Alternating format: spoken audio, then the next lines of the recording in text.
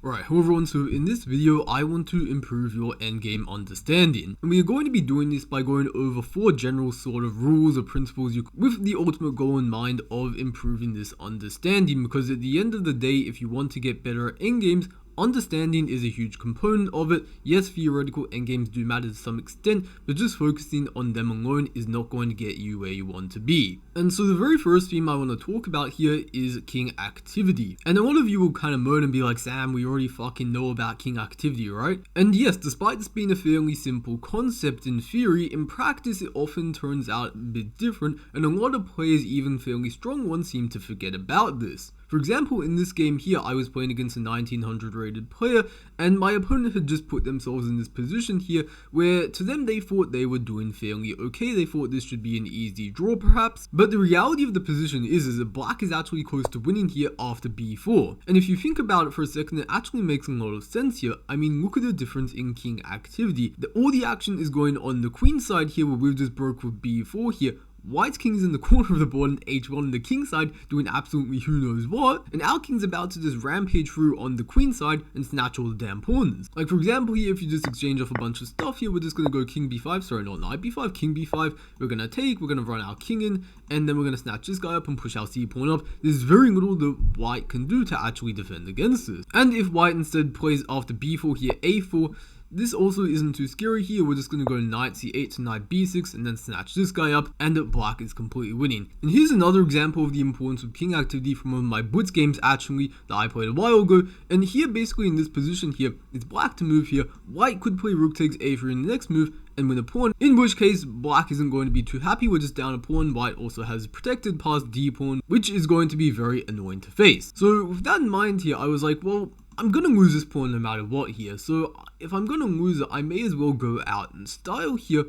and force the white king now to take this, because I mean, if they just go back here, then we're going to protect this and we're going to have a threefold repetition here. So basically white, what they're going to do is they're going to take it, which my opponent did, but now notice how we cut the king off from this file now, and after king c4, it's very difficult for white to actually get their king back in the game here, which if you've been paying any attention to this video and how important king activity is, you would know that this is hugely detrimental for white, and because of this, black already has enough compensation for being down a pawn. Like for example here, if white tries to play rook b2 to try and oppose this rook and then get the king somehow off the file, well, unfortunately that just leads to mate. So they have to be very careful about how they do these things.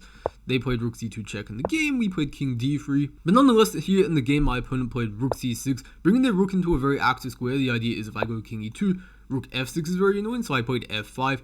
Accepting that, okay, you can take on g6 here, but I can play king e2 now, gobble up these pawns, and then I have a very powerful passed pawn here. Instead in the game what happened was d5, and here I should have just played like king e2 or something, but unfortunately I flagged. But let's say king e2 here, d6, I take all these pawns. If they try to push their pawn like this, I showed some bad moves for white, but nonetheless it just shows that their powerful looking passed pawn isn't really all that to be scared of here, and that they also have to be once again very careful of the fact our king is so active.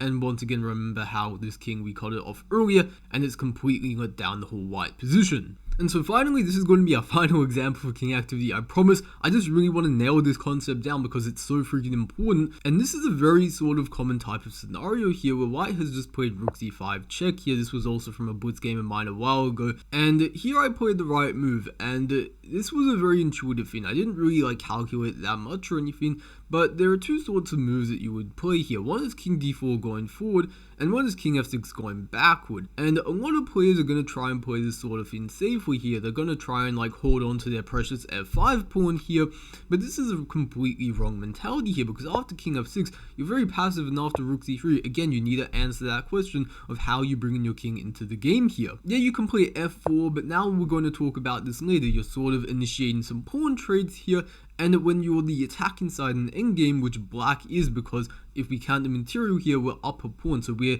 the attacking side in a sense. Whereas white is defending side, so they're very open to the idea of trading these pawns here, and this is something that we should avoid at all costs. So with that being said, the correct approach in this sort of position is king d4. Just going forward here, not caring about this f5 pawn. This is an incredibly important attitude that you need to have in endgame sometimes, especially in rook endgames, king activity over just simply trying to hold on to material here. Not to mention we have this pawn that needs to get pushed here. You can't just be seen here worrying about this stupid f5 pawn. And now this isn't a very black and white thing, I should also say. There are going to be times when you need to like hold on to the pawn, where you can't just like very boldly move forward like this. But if I also had a dollar for every time I saw someone like just trying to hold on to some stupid pawn, defending very passively like this, I'd probably be a very rich man. So always think twice about just trying to hold on to some material and instead trying to play in a more sort of bold, aggressive manner like this. And yes, in this case, we are technically just trading pawns here, but there's a big difference between like this variation we play f4 and this one here where we take on g3, because now we have a much more active king. Our pass pawn is much more mobile and ready to move up the board.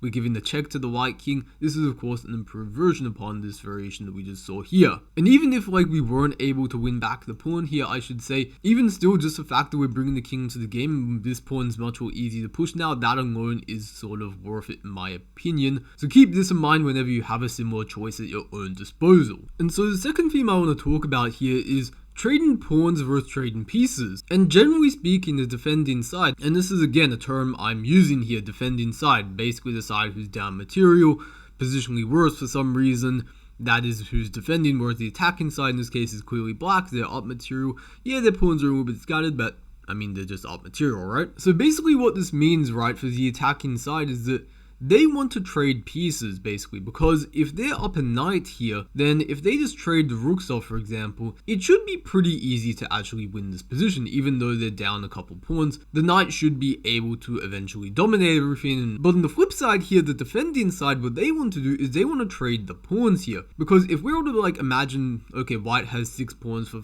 5 pawns right now, it's white to move though, so like we can take here on c6. Let's say we're able to trade off 4 pawns, all black's 4 pawns for 4 of white's pawns, and we just have these 2 pawns remaining on the king side here. Well, then it's going to be pretty difficult for black to win here, because they don't really have any pawns that they can push and promote eventually. So with that in mind here, white, which was by the way me in this game here, even though I was struggling, I had a glimpse of hope here, because I was like, if I can just exchange off all the pawns, which is easier said than done, right?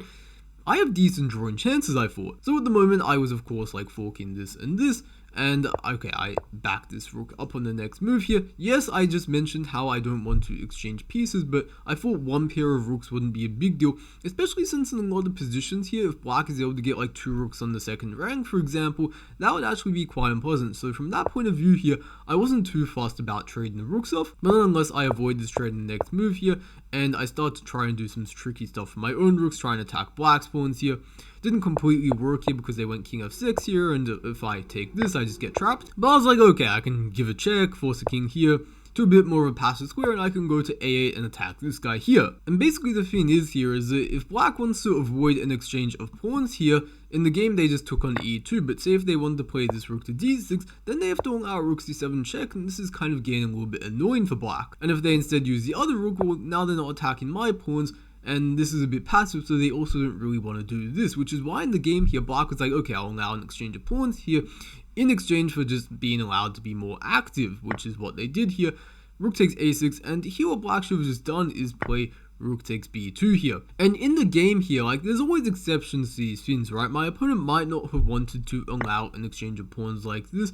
I'm not 100% sure about that, actually. I think they just thought the move they played in the game was quite strong, but the problem with a move like this is, yes, it exchanges pawns, but now it does so at the cost of this pawn structure here. You're also allowing this knight to get very active. This is a threat, this is a threat. Notice how these pawns also have become sort of shattered apart, whereas like the move earlier, like we have one pawn island here, but after we exchange now, and knight takes f4, these have become 2 separate pawn islands. So from a structural point of view, that isn't so good. But also if we try to avoid that, black is just slowly going to advance forward. They're going to play like rook a2 maybe, just target this pawn softly a little bit, king g2, now they're going to go g4, they're going to go f3 here, and again, we don't really want to take here from a strategic point of view. Like if we go knight takes f4 check, this king has to go backwards, it can't just go forwards because then knight e2 check and this forks. But if we also just wait passively f3 here, and this is really a successful strategy from black. They've managed to avoid some pawn trades on the king side and ultimately locks this king in on the g1 square, or like this little corner of the board forever pretty much. And Yeah, not really something that you want to land yourself in with the white pieces, obviously. But luckily in the game here, my opponent played f3, which can be strong, but they did it very prematurely now, because after rook a3, they're put in a difficult situation because they haven't grabbed the b2 pawn yet, where if they defend the pawn like this, now I can just be in time to play rook b3, and I have two passed pawns to kingside. Whether I can push them non-promote, that's a different story, but nonetheless here, this would be like pretty okay. It's not very easy for black to actually make progress on the kingside here. So in the game here, instead what my opponent did was they're like, okay, well I'm just going to take on b2, and after this exchange, I've won 2 pawns for 1 pawn, and while that is true here, we've succeeded ultimately in our goal of exchanging pawns off, and now all the pawns are just on one side of the board here, 3 versus 2, and it is dramatically more difficult for black to win this sort of position. And in the end of the game, I actually did end up drawing this. There was some further kind of stuff that happened here. I ended up pulling off a bit of a dirty stalemate trick in the end, but that's probably a topic for another video here. And so the third topic we're going to be talking about, this is going to sort of be a bit related to passed pawns, but not quite here. It's a topic of like recapturing. Like a lot of the times in general, like in the middle game, right, you want to capture towards the center, but in endgame it's actually the opposite. You want to capture away from the center. For example, here in this position, white played b3 here, attacking this pawn on a8, and basically if black takes this, which they did in the game here, 8 takes b3 might look very natural to a lot of people, capturing towards the center here. However, what white did in this game, and what I believe is very strong, is c takes b3 actually, capturing away from the center.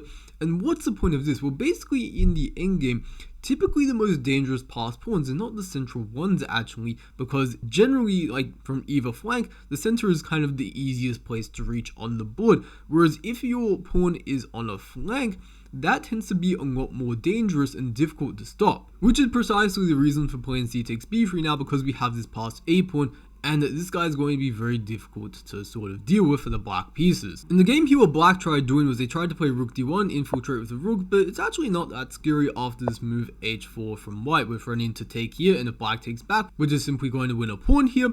So black tried to play h6, keeping the tension, but now after h5 here, kind of using the principle of the two weaknesses here, where basically it's stated that like one weakness, or in this case like strength I guess you could say, since the passed a pawn is sort of a strength of white here, that alone isn't really going to be enough to win the game. We also need to create a little bit of something else here, and what white did now is we created this advanced h pawn, which sort of fixes h6 pawn as a weakness. So now black kind of has two weaknesses in this position, which is a dramatic improvement for white. And rook h1 was played, g4, some stuff happened, e4 to try and force a trade here, but ultimately this position was very unpleasant, and black simply wasn't able to hold down this weakness and also the potential of this a pawn. And just to show how the rest of the game unfolded here, we're not going to go over this in too much depth here. The king b6, we took the pawn, we took here, now we're attacking this guy finally, trying to make use of the pawn that we advanced earlier to h5. And now we saw rook g3, we gave a check to the king, rook b4. We could have taken this pawn to be honest, but in this game white wanted to be very technical about things. They want to keep all the pawns on the board, not make any exchanges quite yet, run the king over first, and then only then do that. So this is what white did here, rook d4, d6, and now only when the king is more advanced, we are taking, more like advanced on the king side rather, to make this exchange, rook g6 here. We make these advances here, and ultimately this passed pawn is just too much to stop, and after a couple more moves, black resigned. And so the final concept we're going to be discussing here about endgames is avoiding pushing your pawns too far forward, especially when you're the defending side. Generally, as the attacking side in the endgames, you can get away more with pushing your pawns, but even then it's always recommended to approach this with a bit of caution here, because you never really know what can go wrong here when you push pawns, because as the saying goes, you can move pawns forward, but you can't move them backwards. And whenever you move a pawn forward, you inevitably also create more weaknesses. And that is basically what happened in this game here. This was an old game of mine from 2016. I was a bit younger back then, but I still even then had a decent kind of understanding of some of these endgame ideas here.